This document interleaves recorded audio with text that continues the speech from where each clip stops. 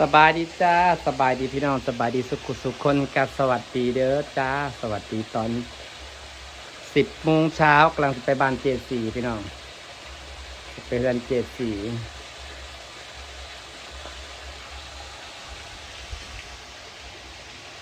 ครับทรงแดดมือนี้นะเฮาสิปิดน้ำปลาก่อนจังไปอันนี้เฮาสิเปิดเฉพาะตอนเช้านะจ๊ะเปิดน้ำให้มีออกซิเจนให้ปลาตอนเช้าพี่น้องบรรยากาศบอลนั่งเล่นข้างบ้านทำกสิประมาณนี้เด้อจ้าตอนเช้าอันนี้เป็นสถานที่นั่งเล่นต้นเนี่ยพี่น้อง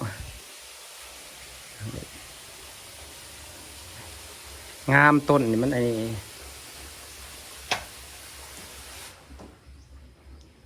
งามต้นเนี่ยกามปูมันอยู่ในหนานนะพี่น้องอยู่ในหนานนะงามแหงอันนี้ก็สิเป็น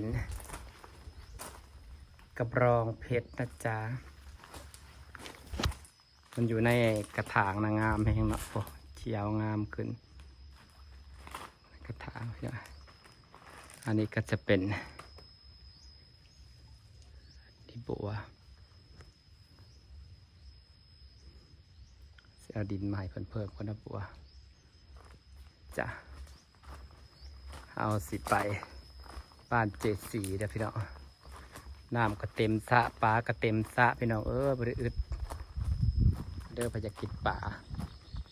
จะ2-3 มื้อก่อนจะสิตัดหญ้านี่คอยงามต้นลำซ้ำนี่บรรยากาศบ้านเรา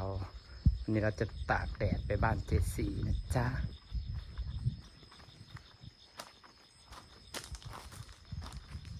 ธรรมชาติบ้านเฮาพี่น้องงามต้นลำซ้ำใช่ไหมมันงามพี่น้องงามของไส้ไก่ก็ยังสวยเหมือนเดิมจ้าอีก2-3 มื้อจะสิตัดหญ้ามันขึ้นอีกจักหน่อยกันถ้าตัดบัดเดียว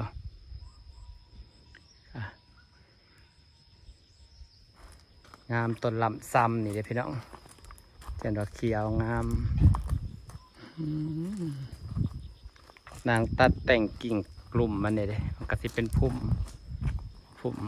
ตัดแต่งกิ่งมันตอนนั้นก็เป็นพุ่ม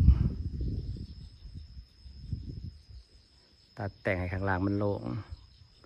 ก็สิเป็นพุ่มงามต้นลำซ้ำสิประมาณนี้แหละจ้ะกำแพงสันในเฮาต้นนี้ก็ต้นใหญ่กว่าหมู่กำลังงามเป็นสันขึ้น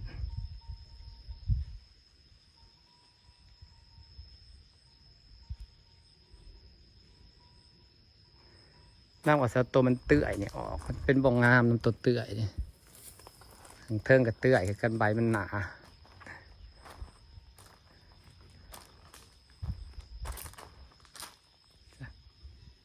พอกันอยู่บ้านเจสีเด้อจ้าพี่น้องจ้าเห็ดเล็บบ่นั่นนะปลาอับลา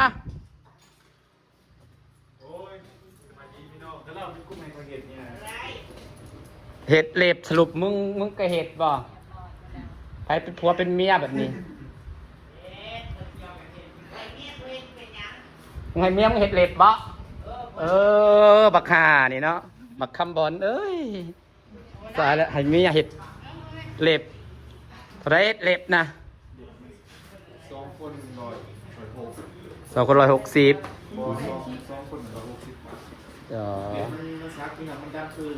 บ่เห็ดดอกมือคอยเดี๋ยวมือ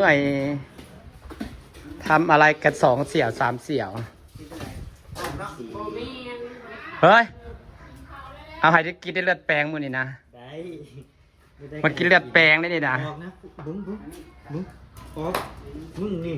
หูจักเบิดลึงบ่ไปมากระแลนไปหับ2 เสี่ยวมันกำลังขัวเป็ดสิเห็ดเลือดแปลงส่วนผัวอำลากำลังเสริมสวย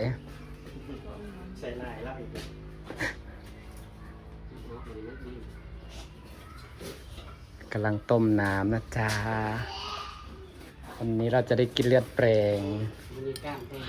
มากระโพดปี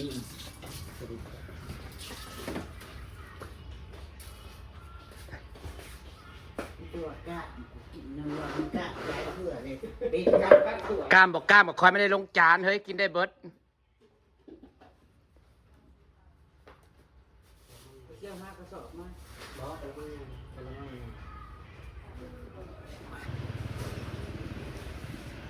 ปลาเนี่ยมาหลับเป็นฮอดเทือนฮอดซาน สวยพี่น้อง โอ้แม่ สบายดีขอกุละ ไปได้ซ้ำหมวยซ้ำนินแหละแต่ว่า ต้องมือเด้อ โคละลึ่งกันบ่ฮะไปมากับเพื่อโลดเป็นลึ่งนี่แม่นเสียห้าวอยู่ไปโจรเข้าเฮือนมันก็เสียห้าวอยู่บ่ กินมั่วเด้อไม่กินนั่น ไว้เห็นคนเล่นๆหัดเล่นๆเลียนอะไรอย่างนี้คนโจรเข้าเฮือนมันก็เสียห้าวอยู่บ่ เว้าทำ บ่โคละมันจักโจรมันจักเจนอยู่บ่นี่นะ เจ้า ไปมาก็แล่นหาเบิด ย่างข้าวเหลือไป ลูกเจ็ดสีโคละ คนที่เราไม่ เศร้าเนาะบางงามจบเจือเลยตัวใหญ่ สูงใหญ่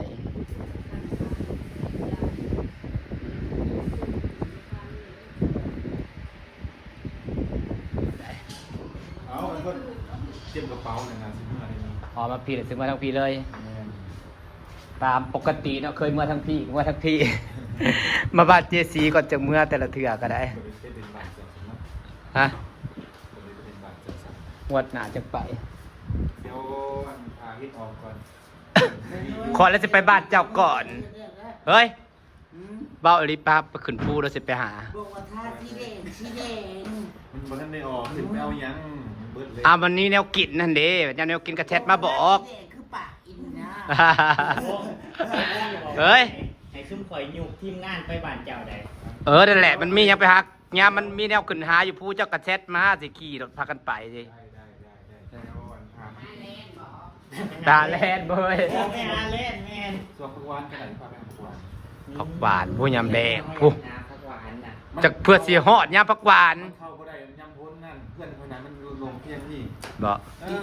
เดือน อ ที่เดือนหาผักหวานพัน แม่นพูดแล้วเดือน4เดือน5เดือน2เดือน3เลยผักหวานยำแรงเฮ้ย เอาที่ว่าตายก่อนถูกกว่า นั่นแหละจังว่า เพื่อสีหอดยำผักหวานเนี่ยว่า ไปบ่ได้ทางเขาบ้านทางไปผู้กันตรงยางไปเล่นแต่สัญญาณไปสบอ บริยานอยากหาเฮ็ด6ชั่วโมงย่างๆได้ ยางถึงผู้เขาอะไร กับบทเรียนชีวิตก็ต้องย่างได้จักเทื่อปีนภูเขาย่านหยัง เดี๋ยว เสียเก่งสำหรับปีนน้ำคลองก็ยังปีนมาแล้ว เดี๋ยวเบิ่งพินออกก่อนตายหมด สำปีนภูก็อยากไปเบิ่งรสชาติการปีนภูแล้วไปเที่ยวอยากหาเฮ็ด6ชั่วโมงย่างได้เนาะสำย่างขึ้นภูมันก็ม่วนอีกแบบหนึงน่ะไปหลายคนแซวๆบริยานนะสำย่างหากินนะสายหากินอยู่แล้วบ่ได้ก็ได้ไปเล่นก็ได้วิวใหม่ซื่อๆครับไปเฮาได้เปลี่ยนสถานที่ นี่มันอยู่ใกล้เลยแหละไปอยู่โดม เฮาได้เปลี่ยนสถานที่ไปให้มันเห็นก็พอแหละนะ อยากขึ้นภูแบบไปหากินตะปูหาหน่อหมอกหน่อไม้ก็ได้นะ มันเป็นแบบใหม่ๆหั้นนะ เป็นทางที่นอกพาไปผมยังไม่เคยไป ก็หาหมู่พวนนี่แหล้วเนาะ ไปสิทางทีมงานก่อนพาไป หาทีมงานคนที่เขารู้จักอะไร โอ้โหมันอยู่สันน้อยมันอยู่ยังไงมีหน่อไม้เพล หน่อไม้อันนั้นได้อยู่ภูอะเนาะหน่อไม้มีหน่อไม้ยังไง ไม่ไล่ แบบ มันไล่ มันงามแต่หน่อไม้อยู่ภูนะมันงามก็ยังน้อยๆใหญ่คืออันนี้ หน่อไม้ยังงอหน่อไม้ยังงอแต่บุคือการตีหน่อไม้เหี้ยหน่อไม้ซางนี่ก่อนอย่าง มีหน่อไม้กระแสนเยอะ บุมีแล้วคุณบนแถวบุมีหลังบุรี บ่ หมายถึงจังหวัดเปิดบุมี บอกเขาแค่มันเป็นวิวแบบหายังก็ได้นะเป็นวิวขึ้นภู วิว เป็น งา ผาม เดี๋ยวพอยิ่งท่านเป็นได้30 ปีเลยนะ3 ปี 4 ปี บ่เพื่อมันงามหักต้องมีแนวหานะยามเฮ็ดออกไอ้ไรก็เฮ็ดก็จะออกอีกอยู่นะ หน้าแรงแล้ว เฮ็ดนั่นแหละนะมองนะออกเป็นหมู่ได้เฮ็ดนั่นแหละมองหาหมู่อันใดตามภูก็ ไล่ขึ้นมาบ้านเขาวงอุดมสมบูรณ์บุษูปาทุสัง ว่าบางทีมันอุดมสมบูรณ์ธรรมชาติมันสีเขียวงาม แต่มันของอยู่ของกินมันบ่มีพี่น้อง แถวคิดน้องๆมีอีลีแถวแถวแบบหมู่บ้านชนบทตามเขตนอกมันหลาย บางเขตมันก็บ่มีนะขนาดบ้านน้องไผ่เขายังบ่มีเครื่องมากบเขียดปูปลามันก็บ่มี ได้กบกัน 50คนกับบ่มีเลย แม่นบ่มีถ้าบ้านน้องไผ่ข่อยบ่มีกบทั้งที่เป็นบ้านที่มีแต่น้ำหลายเบิดปีเบิดแรงแต่ว่าบ่มีกบ โอ้ยมัน แล้วระเบาะนะคือบ่โศกมาเศร้าเท่เด้ ไปเล่นเถื่อนเป็นยัง โอ้ยไปกับไป เถื่อนนี่เบิ่งใส่เบิ่งเขาจะเอาไฟอยู่นี่ งามบ่ งาม ก็ไปเล่นเขื่อน วิวงามกว่าผู้คนเข้าบ้านคนนี่ มันไกลว่าจะไปเล่นเขื่อนนะ นี่อำมาลาเคยไปอยู่ ไกลใช่ไหมอัมบาลาวะ เฮ้ย ไกล คือเซ็ตรืน เชกือนะไกลเติบเลยเนาะ โอ้ไกล ขับรถจากสมุง แต่บ่เคยไปแต่บอกไกลชั่วโมงเดียว แล้วจากบ้านเขาแล้วถูกไปแล้วจากบ้านเขาไป ขันไล่จากห้าไปนี่จากสมุงขับรถนี่ 2 ชั่วโมง3 ชั่วโมง3 ชั่วโมง 3 ชั่วโมงกว่าไปปักเซ 3 ชั่วโมงแล้ว3ไปปักเซคือว่าอีก บ่ฮอดดอกแต่เฮาคือแบบอันสาไว้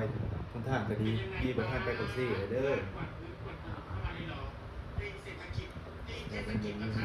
ตรงนี้มันมีน้ำตกจากภูเขาเด้สูงๆน่ะงาม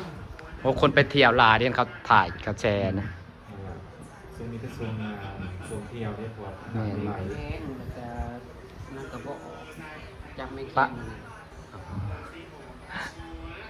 เค็ม ยาวไม่แก่ก็มันฝังลึกเนาะ ทางมันก็ดีเลยคือเพิ่นเขาไปในทางบ่ดีเขากำลังแปลงอยู่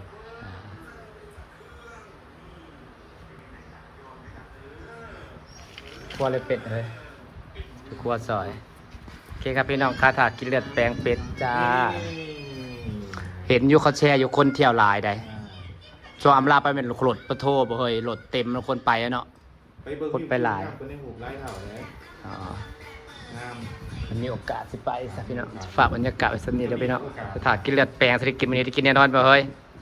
สบายดีจ้า